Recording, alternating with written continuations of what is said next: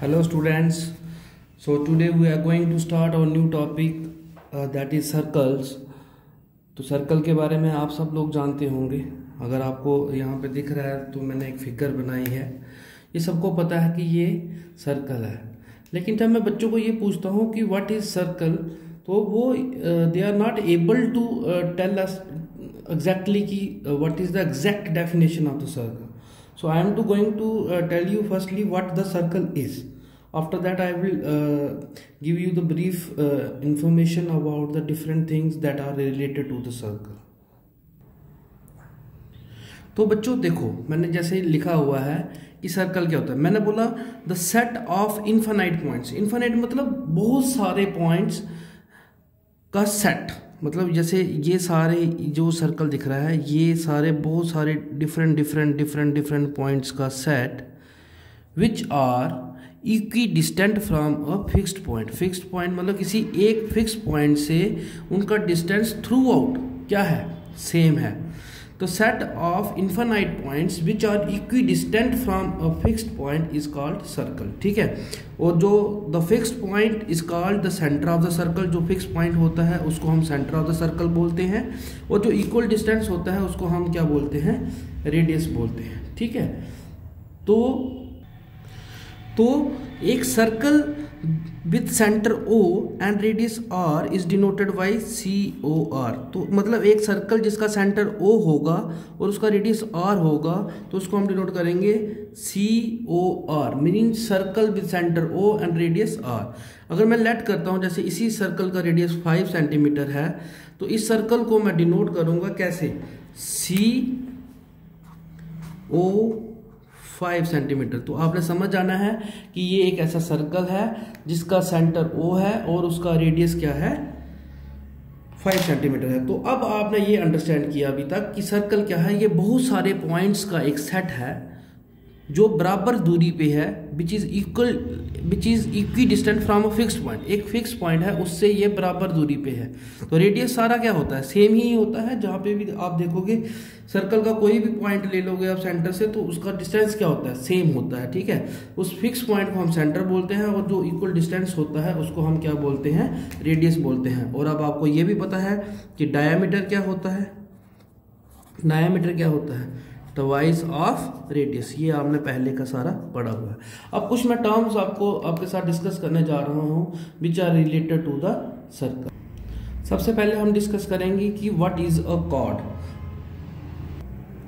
A line segment whose end points lie on the circle is called chord to the circle. तो एक ऐसी line segment जिसके and points किसके ऊपर लाई करते हैं, सर्कल के ऊपर ही लाई करते हैं. जैसे सपोज करो मैं ऐसे एक ड्रा करता हूं AB. तो AB क्या है, आपकी कॉर्ड है. मतलब इसका दोनों के एंड पॉइंट्स किसके ऊपर लाई करते हैं, सर्कल के ऊपर लाई करते हैं. ठीक है. अब आपने एक चीज यहाँ पे याद रखनी है कि लार्जेस्ट जो कॉर्ड होती है सर्कल की वो डायामीटर होती है. तो ये आपने याद रखना है कि diameter of the circle is the largest chord. तो ये केवल MCQs में आपको आता है, तो आपने ये याद रखना है. अगर इसको मैं PQ का नाम देता हूं तो आपने ये याद रखना है कि जो डायामीटर होता है सर्कल का वो इसकी लार्जेस्ट कॉर्ड होती है. Now we are going to discuss about what is secant. देखो कॉर्ड और सीकेंट सेम ही चीज है, but the only difference is कि जो कॉर्ड होती है वो लाइन सेगमेंट होती है और जो सीकेंट होती है वो एक लाइन होती है. तो मतलब एक ऐसी लाइन जो सर्कल को दो पॉइंट से इंटरसेक्ट करती है. जैसे यहाँ पे भी ये क्या कर रही है, दोनों पॉइंट को टच कर रही है. मतलब इसके एंड पॉइंट्स क्या है, सर्कल के ऊपर है. अगर मैं इसी कॉर्ड को थोड़ा सा एक्सटेंड कर दूं, मतलब एक उसको लाइन बना दूं, तो वो जो लाइन बनेगी वो क्या बन जाएगी, आपकी सीकेंट बन जाएगी. ठीक है.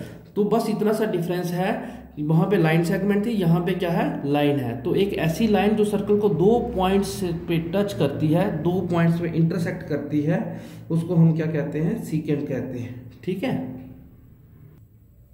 तो a line that intersects the circle eight two distinct point, मतलब दो अलग अलग पॉइंट पे काटे, उस लाइन को हम क्या कहते हैं, सीकेंट कहते हैं. जैसे मैंने लाइन L ड्रॉ की है, तो ये एक लाइन है जो सर्कल को दो डिस्टिंक्ट पॉइंट, दो अलग अलग पॉइंट्स पे, जिसको अगर मैं सी ले लेता हूँ और इसको डी ले लेता हूँ, और एक लाइन है एल, ठीक है, जो इसके दो पॉइंट्स पे इंटरसेक्ट करती है, उसको हम क्या बोलते हैं, सीकेंट बोलते हैं। Then comes our next topic that is very important, that is tangent.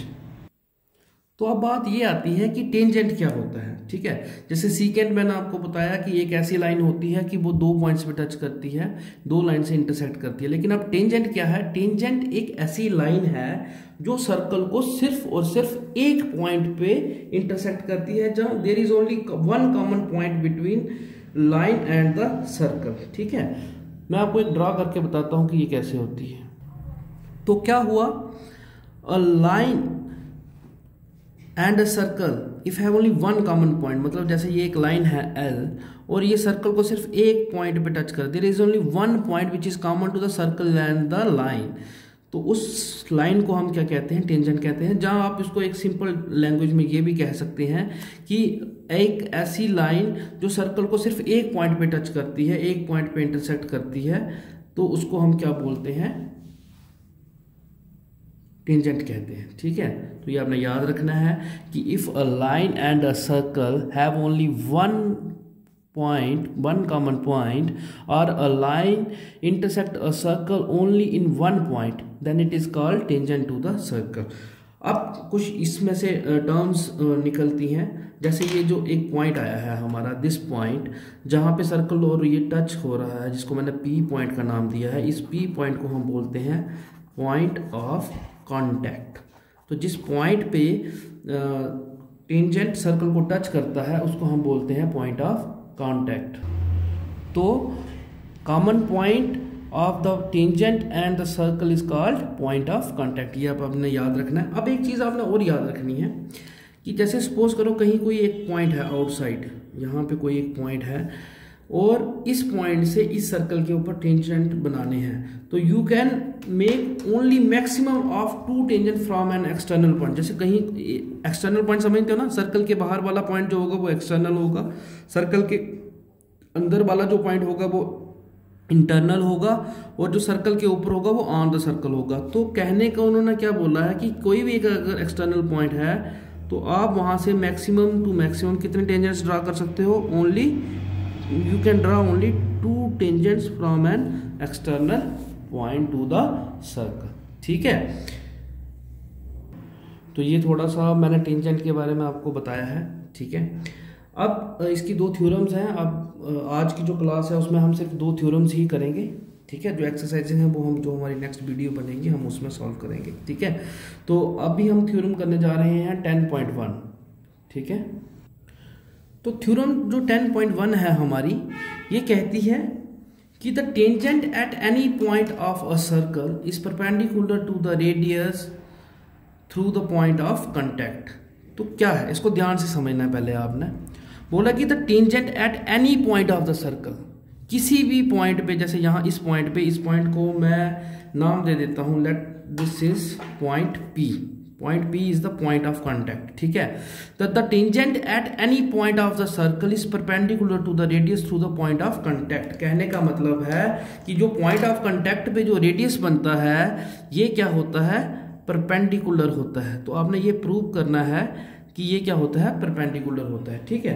तो पहले हम इसमें गिवन लिखेंगे कि हमें दिया क्या गया है। आपको पता है कि कैसे करते हैं, है ना।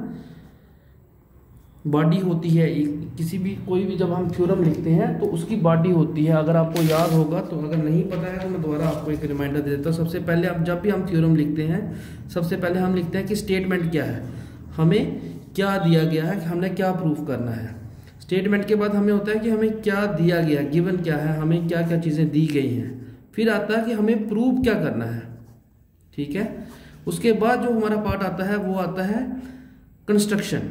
कंस्ट्रक्शन हर थ्योरम में नहीं होती है, जिस थ्योरम में उसकी ज़रूरत होती है। कंस्ट्रक्शन होती है कि उस थ्योरम को प्रूव करने के लिए आप कुछ अपने से जो बनाते हो, तो फिर लास्ट में आता है कि हम उसको प्रूफ कैसे करते हैं, ठीक है। तो ये बॉडी होती है। अब मैंने स्टेटमेंट लिख दिया। स्टेटमेंट मैंने आपको बता दिया कि tangent at any point of a circle is perpendicular to the radius through the point of contact. मतलब पॉइंट ऑफ कांटेक्ट पे जो रेडियस होता है वो परपेंडिकुलर होता है इस लाइन के एल के। तो हमें गिवन क्या है, हमें क्या गिवन किया, हमें ये दिया गया है कि L is the tangent to COR with P as point of contact. तो आपको क्या दिया है, आपको ये दिया है कि L क्या है, L टेंजेंट है किसका, इस सर्कल के ऊपर, किस पॉइंट पे, P जो है इसका वो क्या है, पॉइंट ऑफ कांटेक्ट है। अब हमें प्रूव क्या करना है, हमें प्रूव करना है क्या, हमें प्रूव करना है कि जो OP है, OP जो है वो परपेंडिकुलर है किसके ऊपर, L के ऊपर, means OP is perpendicular on L।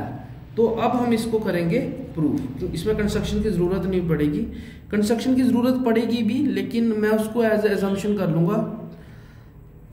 तो अब हम इसका सीधा सीधा क्या करेंगे, प्रूफ करेंगे कि ये कैसे प्रूफ होता है। ठीक है, तो प्रूफ करने से पहले मैं आपको एक बेसिक सी चीज़ बताने वाला हूँ जो आपने ऑलरेडी 9th में पढ़ी हुई है, लेकिन I just want to give you a recap कि अगर आपको नहीं याद है तो वो आपको एक तरीके से दोबारा सा रिकैप हो जाए। ठीक है, तो आपने क्या पढ़ा था, आपने पढ़ा था the shortest distance from a point to a line is perpendicular. मैं बोलता हूँ कोई भी एक पॉइंट है जो इसका शॉर्टेस्ट डिस्टेंस होगा, जो इसका शॉर्टेस्ट डिस्टेंस होगा इस लाइन के ऊपर पॉइंट से, वो क्या होगा, परपेंडिकुलर होगा। समझ आई बात, the shortest distance from a point to a line is perpendicular, मतलब कि इस पॉइंट से अगर मैं यहाँ पे कोई पॉइंट लेता, ठीक है, तो ये शॉर्टेस्ट डिस्टेंस नहीं, अगर ये शॉर्टेस्ट डिस्टेंस नहीं है तो फिर ये परपेंडिकुलर भी नहीं है। ठीक है, जो शॉर्टेस्ट डिस्टेंस होता है वो क्या होता है, परपेंडिकुलर होता है। तो अब इस थ्योरम में बेसिकली जो हमें प्रूव करना है, हमें यही प्रूव करना है कि OP क्या है,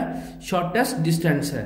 लेकिन मैं इसको प्रूव किसी और तरीके से करूंगा, कंट्रारी पार्ट लेके प्रूव करूंगा। मैं करूंगा कि let us assume OP is not the shortest distance. हमने क्या एज्यूम किया कि जो OP है वो शॉर्टेस्ट डिस्टेंस नहीं है। अब अगर ये शॉर्टेस्ट डिस्टेंस नहीं है तो I have to take another point on this line which will be the shortest distance. तो मैं क्या करता हूँ, मैं M एक पॉइंट लेता हूँ और मैं ये कंसीडर करता हूँ कि OM जो है वो क्या है, शॉर्टेस्ट डिस्टेंस है। ठीक है, तो मैंने क्या किया, जो आपको दिया गया था, मैंने जो प्रूव करना था, और ये मैं लेट करता हूँ ये कहाँ पे, एंड पे इस सर्कल को टच कर रहा है। ठीक है, तो मैंने क्या किया, मैंने कंट्रारी पार्ट ले लिया, मैंने उल्टा ले लिया, मैंने ये लिया कि OP शॉर्टेस्ट डिस्टेंस नहीं है। Let OM is the shortest distance. ठीक है, मैंने क्या लेट किया, OM क्या है, शॉर्टेस्ट डिस्टेंस है।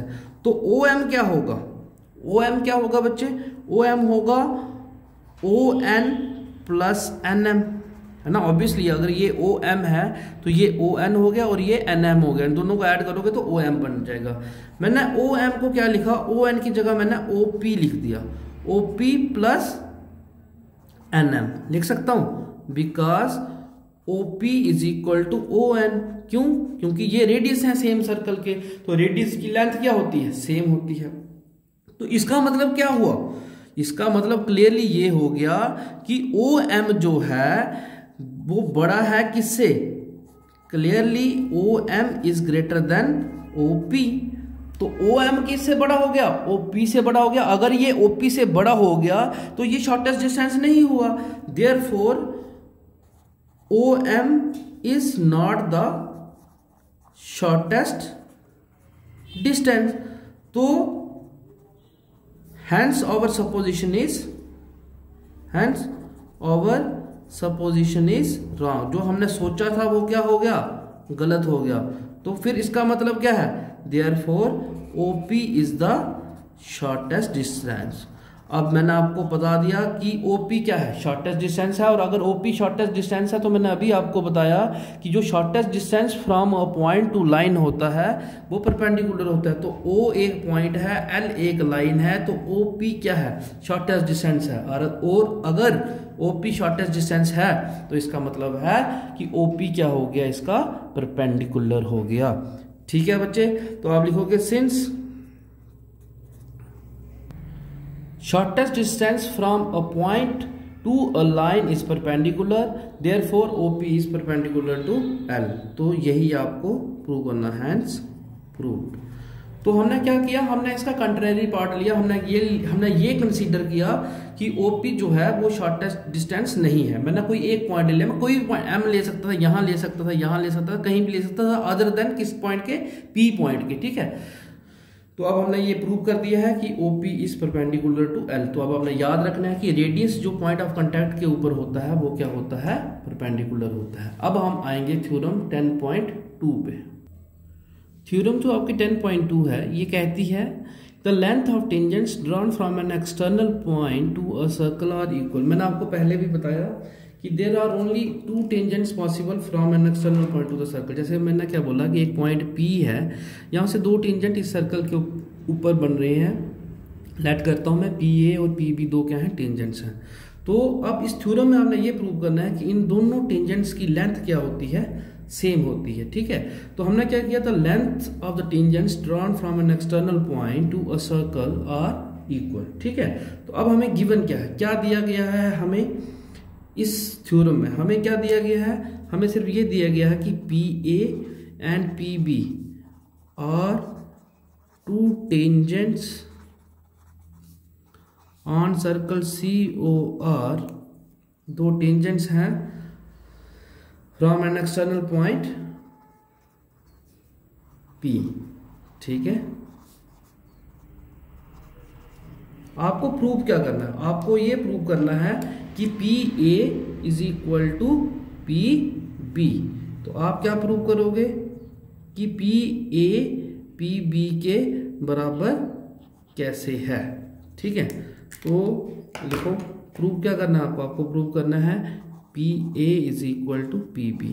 इसमें कुछ कंस्ट्रक्शन होगी। कंस्ट्रक्शन क्या होगी, आप ज्वाइन करोगे किसको, ज्वाइन करो AO को, BO को और PO को, तीनों पॉइंट्स को क्या कर लो, ज्वाइन कर लो। जो कंस्ट्रक्शन वाला पार्ट होता है वो हमेशा डॉटेड में रखना होता है आपने। तो आपने क्या किया, आपने AO BO और PO तीनों को क्या कर लिया, ज्वाइन कर लिया। अब हमने प्रूव कैसे करना, मैं ट्राइंगल लूंगा, कौन सी, मैं 2 ट्राइंगल्स लूंगा, in triangle PAO and triangle PBO। मैंने ये वाली ट्राइंगल ली PAO और PBO, ये एंगल और ये एंगल इक्वल होंगे। मैं इस एंगल का नाम 1 ले लेता हूँ, इसका एंगल का नाम 2 रख लेता हूँ। क्यों होंगे इक्वल, क्योंकि ये रेडियस है और ये टेंजेंट है और ये क्या है, point of contact. Because point of contact पे जो टेंजेंट होता है वो परपेंडिकुलर होता है। ठीक है, अब PO और PO भी बराबर है। पहले मैं angle 1 is equal to angle 2 लगता हूँ। इसका रीजन क्या लिखूंगा, because tangents at the point of contact are perpendicular. फिर PO is equal to PO, because क्योंकि ये कॉमन साइड है दोनों ट्राइंगल में। अगर PAO ट्राइंगल ले रहे हो और PBO ट्राइंगल ले रहे हो, दोनों में क्या है, PO क्या है, कॉमन है।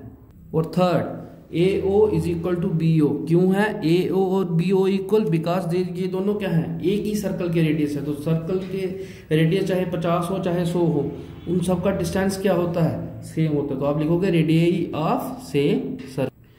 तो देखो इस ट्राइंगल में PAO में और PBO में राइट एंगल इक्वल है, PO दोनों का हाइपोटेन्यूज इक्वल है और एक साइड AO और BO साइड इक्वल है।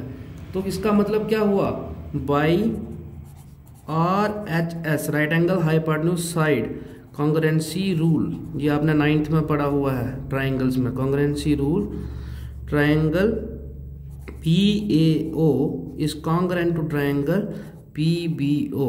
और अगर 2 ट्राइंगल्स कॉन्ग्रुएंट हो जाती हैं तो बाकी रिमेनिंग पार्ट्स भी इक्वल हो जाते हैं। CPCT आपने पढ़ा होगा 9th में, corresponding parts of congruent triangle, by CPCT P A is equal to P B, यही हमने प्रूव करना था, ये हमारा प्रूफ हो गया। तो अब जो हमारी नेक्स्ट वीडियो होगी, नेक्स्ट जो क्लास होगी, उसमें हम इसकी एक्सरसाइज को डिस्कस करेंगे।